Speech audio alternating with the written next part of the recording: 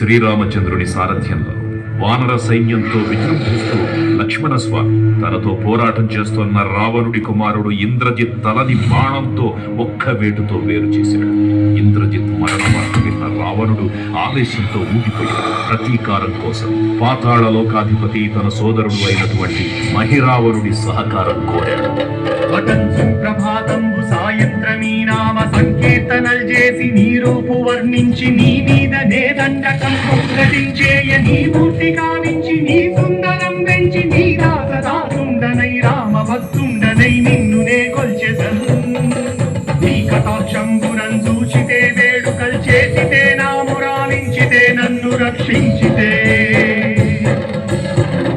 తంత్ర విద్యలో ఆరితేరిన మహిరావణుడి దాడి గురించి విభీషణుడి ద్వారా ముందుగా తెలుసుకున్న హనుమంతుల వారు తన ప్రభువుల విశ్రాంతి మందిరానికి కాపలా ఉండగా ఆ దుష్టుడు లోపలికి ప్రవేశించడానికి పలు ప్రయత్నాలు చేసి చివరికి మాయోపాయంతో విభీషణుడి రూపం ధరించి మందిరంలోకి ప్రవేశిస్తాడు.